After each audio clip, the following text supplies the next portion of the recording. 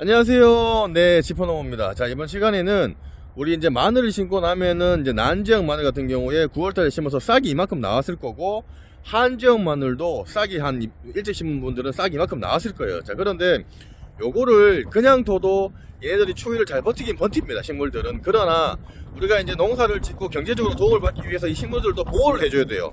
추울 때 그래도 싹을 좀 보호를 해주면은 나중에 봄에 또 얘네들이 광합성을 하거나 또 그리고 식물이 생장을 하는데 추위를 좀 더 덜 타서 냉해랑 동해를 덜 봐갖고 또 잘 자랄 수가 있기 때문에 저희가 이제 부주포를 덮어줍니다. 그래서 저희가 부주포를 어떻게 덮어주고 그리고 부주포는 어떤 걸 사용하는지 거기에 대해서 제가 한번 상세하게 여러분들한테 알려드리도록 할게요. 여러분들이 어떤 부주포를 써야 되는지 모르고 하시니까 제가 전반적인 내용을 알려드리는 시간을 갖도록 하겠습니다. 자, 이렇게 이제 한지형이나 난지형 같은 경우에 이제 보통 일찍 심으면 이렇게 이제 싹이 나와요. 이제 한지형도 이제 늦게 심으면은 이렇게 싹이 덜 나오지만은 일찍 쓰면 이렇게 싹이 이렇게 나옵니다. 이렇게 나오고, 난지형 같은 경우에는 싹이 지금 상당히 많이 나왔을 거예요. 예. 그래서 요거를 우리가 이제 심고 나서 겨울에 내내 얘네들 월동을 해야 되니까 냉해 동해를 예방을 하기 위해서 부주포를 덮어줍니다. 예, 덮어줘요. 그래서 여러분들이 이걸 덮어줄 때 가장 중요한 건 뭐냐면은 부주포도 중요하지만은 여러분들이 심었는 폭이 얼마짜린지, 예를 들어서 트랙터로 해서 마늘을 심었는지 손으로 해서 심었는지 아니면은 경운기 부착형 마늘 심는 파종기를 이용해서 심었는지 그 폭이 여러분들이 계산을 해 보시면 됩니다. 그래서 여러분들 거기에 따라서 부주포를 덮어주시면 돼요. 저희는 요 폭 자체가 1m 70에서 80 정도이기 때문에 기본적으로 저희가 부주포를 2m 짜리를 사용을 하고 있습니다. 예, 그래서 한번 부주포를 어떻게 한번 저희가 하는지도 제가 관련된 영상을 찍어서 한번 보여드릴게요. 자, 보시면은 요게 이제 2m 폭에 이제 우리가 이거 지금 뭐냐면 부주포요. 부주포인데 요 지금 사이즈를 우리가 만들어요. 이렇게 만들어서 요거를 돌돌 돌릴 겁니다. 돌릴 건데 요 먼저 이게 지금 이렇게 찔게요. 요거 이제 칼로 째시면 돼요. 낫이나 칼로 째면 잘 째집니다. 네, 이렇게 째고, 지금은 저희가 날씨가 춥다 보니까 바람이 불지 않는 시기에 원래 좀 하시는 게 좋은데 농사 일이 뭐 또 딱 그 날짜에 날씨 내는 거 맞추기가 좀 쉽지가 않습니다. 예, 이렇게 해서 저희가 이제 할 건데 제가 한번 시작을 하는 거를 한번 보여드릴게요. 자, 저희가 이제 부직포는 여기 보시면은 저희가 이제 쓰는 걸 이제 설명을 드릴게요. 저희가 폭이 2m짜리, 2m짜리 쓰고요. 그리고 롤장 길이 총 길이가 요 400m. 그리고 단위 중량, 이제 중량인데 20g. 요 보시면은 요게 이제 부주포 자체가 20g 정도 되는 요 무게를 해서 저희가 요거를 사용을 하고 있습니다. 그래서 여러분들도 혹시라도 농사를 짓고 계신 분들은 요거를 이제 표준으로 생각을 하셔갖고 하시면 좋을 것 같아요. 조금이나마 도움이 되셨으면 지퍼농부 구독하기 무료입니다. 구독하기 이렇게 눌러주시고요. 종 눌러서 전체 알람 설정으로 이렇게 해놓으시면은 무료로 더욱더 많은 정보를 받아보실 수가 있습니다. 부주포를 덮는 시기는 지역에 따라 좀 차이가 나는데 보통 저희는 한 11월 중순이나 말쯤 날씨가 이제 영하권으로 좀 떨어지려고 할 때 그때 보통 많이 이제 요 부주포를 덮습니다. 또 지역에 따라서는 좀 일찍 덮는 데도 있어요. 그래서 요거를 요렇게 들고 옵니다. 이렇게 들고 와서 저희가 좀 자체적으로 요거 만들어요. 요거 그래서 돌돌 당깁니다. 그래서 요 끝에 머리를 이렇게 잡아요. 잡고 이제 고정을 해줘요. 왜냐면 돌돌 끌고 가야 되기 때문에. 그래서 이렇게 핀을 통해서 고정을 시켜줘요. 고정 거리는 기본적으로 바람이 많이 부는 지역 같은 경우는 촘촘하게, 그리고 바람이 좀 더 어느 정도 괜찮은 지역 같은 경우에는 뭐 한 1m에서 뭐 한 60cm 그 사이 정도로 해갖고 여러분들이 요거를 이렇게 박아주시면 됩니다.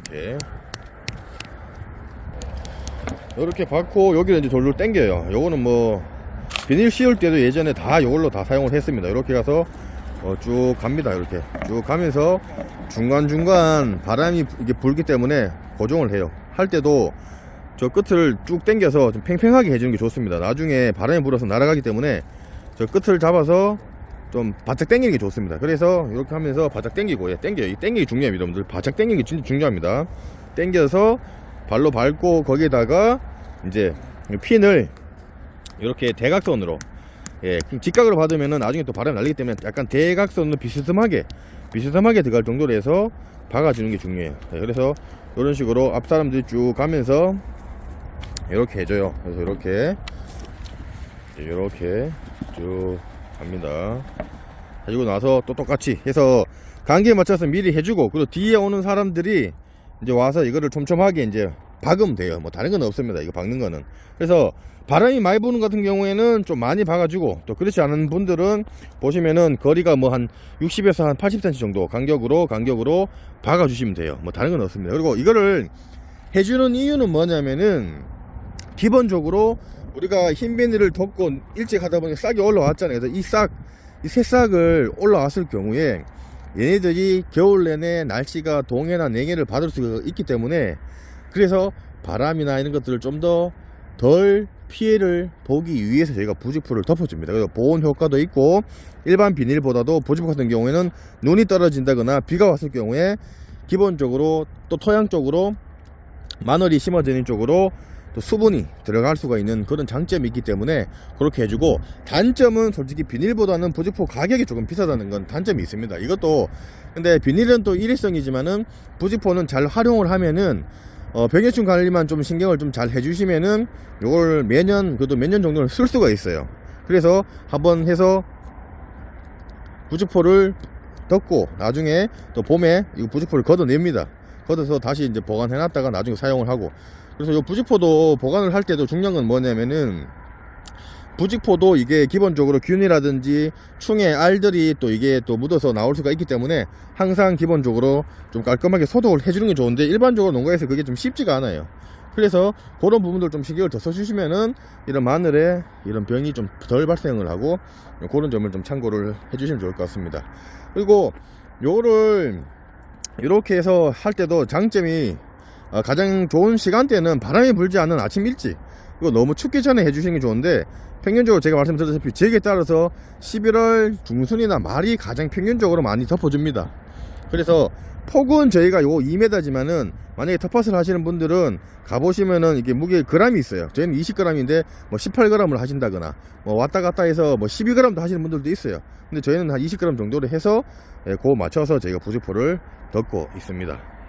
이렇게 지금 부직포를 지금 덮어 놓는 상태로 이렇게 지금 하고 있어요. 다른 건 크게 뭐 문제되는 건 아니고, 이제 이렇게 해서 이제 여러분들 궁금한 거는 이 상태로 이제 이거를 언제 그대로 놔두냐. 요거는 이제 봄에 되면 이제 수북하게 이제 올라오잖아요. 그러면은 봄에 보통 한 2월 말이나 한 3월 초 그때쯤에 요거를 벗깁니다. 또 지역에서 빠른 데는 뭐 2월 중순에도 벗기는 데도 있는데, 의성 같은 경우에는 벗겨서 또 햇빛을 또 광합성을 잘 하게 하고 그때는 더욱더 잘 클 수 있도록 하기 위해서 하는 방식이고, 그리고 한지형 같은 경우에도 요즘 이렇게 싹을 내서 일찍 심어서 이상기후라든지 좀 일찍 심어서 나오는 경우도 이게 재배 방식이 겨울 내내에도 이렇게 지금 생장을 했기 때문에 또 그만큼 일수적인 부분에서 얘네들이 더 크는 시간이 땅속에서 많다 보니까 더 굵어지고 더 뭐 양이 많아진다는 얘기도 나오긴 나오는데, 그런 데이터는 제가 나중에 또 한번 여러분들한테 그거를 비교해 갖고 한번 또 알려드리는 시간을 갖도록 하겠습니다.